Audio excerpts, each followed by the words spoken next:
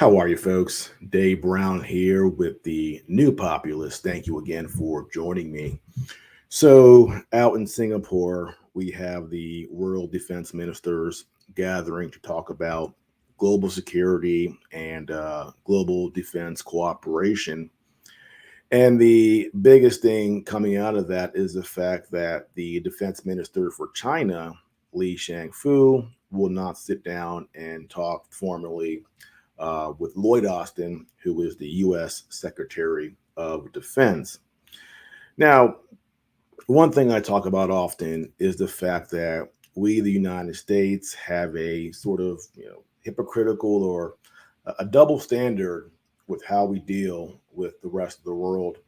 And I often talk about the uh, rules-based international order that we talk about and tell the world to follow, despite the fact that we haven't made it clear what exactly these rules are.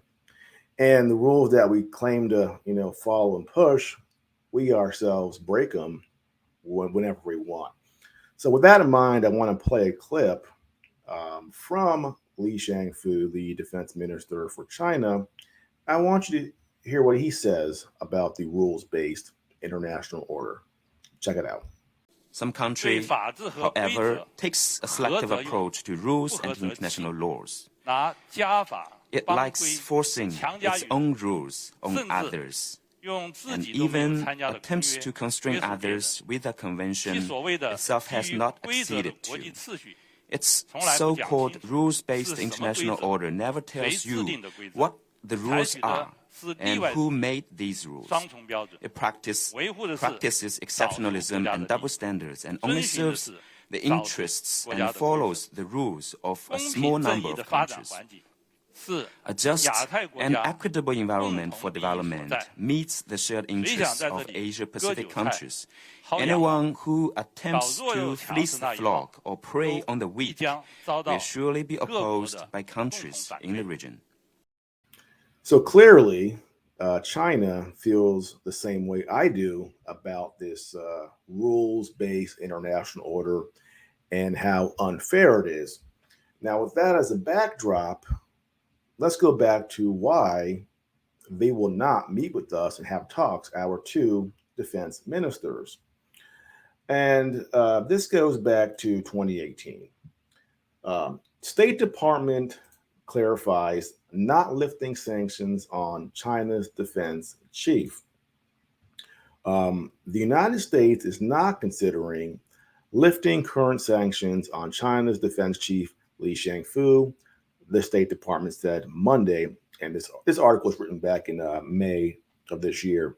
U.S. officials had said sanctions on Li do not prevent him from conducting official meetings with his American counterparts, nor should sanctions be hurdles for military talks between Washington and Beijing. Over the weekend, U.S. President Joe Biden told reporters that he would not consider easing sanctions on Chinese officials to improve relations. Kind of one-sided there, right? We're gonna sanction you, but we want relations to improve without us removing the whip from you guys. Um, he later suggested that lifting sanctions on the defense chief is under negotiation right now. We'll see about that. The State Department clarified the U.S. position Monday. No, we are not. So I guess they're not going to negotiate that. No, we are not, State Department spokesperson Matthew Miller told VOA on Monday during his first on camera briefing. Miller was asked if the U.S. is considering or entertaining the idea of whether to ease sanctions on the top Chinese military official for negotiation purposes. The People's Republic of China named General Li Shangfu as its Minister of National Defense in mid March. In 2018, the U.S. sanctioned Li under the so called Countering America's Adversaries Through Sanctions Act when he headed the Equipment Development Department of the Chinese military. The sanctions were related to China's purchase of 10 Su-35 combat aircrafts in 2017 and S-400 surface-to-air missile system-related equipment in 2018, according to the State Department. U.S. officials have been eager to resume talks with their Chinese counterparts. Defense Secretary Lloyd Austin and Lee are both expected to attend next month's Shangri La Dialogue, a high-level Asian security summit in Singapore. So we know about this, the fact that they have met, but they won't have the formal meeting.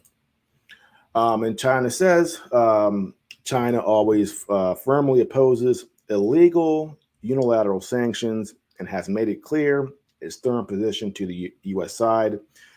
The U.S. side should immediately lift sanctions and take concrete actions to remove obstacles, create favorable atmosphere and conditions for dialogue and communications, said Mao Ning, the spokesperson of Chinese Minister of Foreign Affairs on Monday. Now, the Countering America's Adversaries Through Sanctions Act. What exactly is this doing? Well, the first thing to point out is that this was a completely, bilateral bill. It passed the Senate with only 2 senators voting against it, Bernie Sanders and Rand Paul, and only 3 congressmen in the House voted against it, Amash, Duncan, and Massey. So this is on both sides of the aisle. This is not a Democrat-Republican thing. This is, unfortunately, a military-industrial complex thing, and the military-industrial complex owns our Congress. Now, besides the fact that we're trying to hurt Russia, which is what this is about, anybody doing business with Russia, what else besides that? Well, when it comes to defense industries, there are really only 2 countries that lead on aircraft and defense systems. The United States, we have our F-16s, our F-35s, F-22s, our Patriot system, and then we have Russia with the S-400 and the Su-35. So not only are we trying to harm Russia, isolate Russia, we're also trying to force other countries not to do business militarily with Russia and come to us instead. The problem is our standard for who we're applying this to is not 100% fair. So India, they bought the S-400 system from Russia, and we actually we're trying to make sure that India doesn't face any sanctions because I guess we want to piss off China, but we don't want to piss off India as well. So we do this, we pass this in our Congress, and we unilaterally, as is pointed out, sanction people across the world for doing business with Russia by buying their military equipment. Is this fair for us to do? Well, clearly, in the Chinese position, it is not. And what's annoying about this too is the U.S. How we talk about it.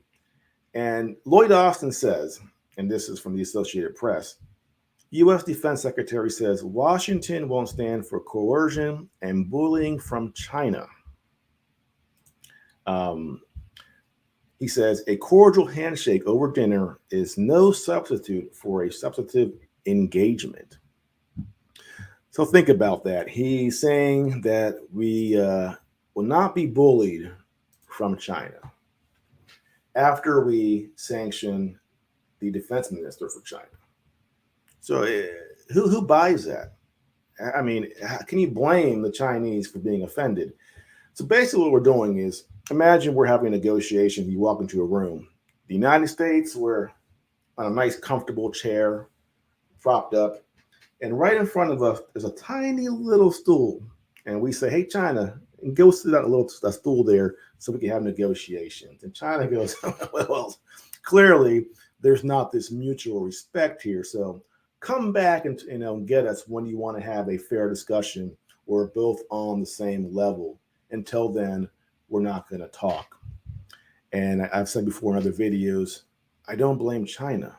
It's ridiculous. And the American public, we don't really think about how we come off to the rest of the world and why people act a certain way against us. I guarantee most people aren't even aware of this.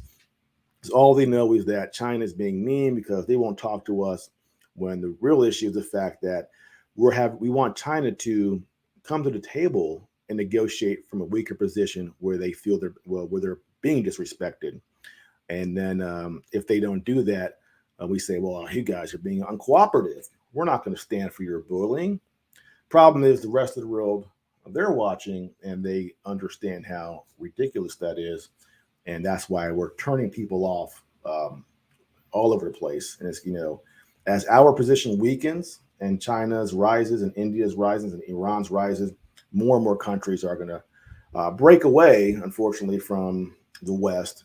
And we're going to see this deepening divide between the global South and Western Europe and the United States. And I think that's the dynamic we're going to see for the rest of this, probably the rest of the century, if we don't, have a global war and blow ourselves up. So I wish the United States would be a little bit more honest with what we're doing and not expect other countries to be insulted, but still come talk to us after we've insulted them. That's what we're asking China to do.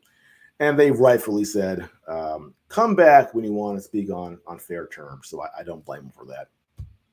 Well, that's it for now. If you are new to my channel, please like and subscribe, and I'll see you next time.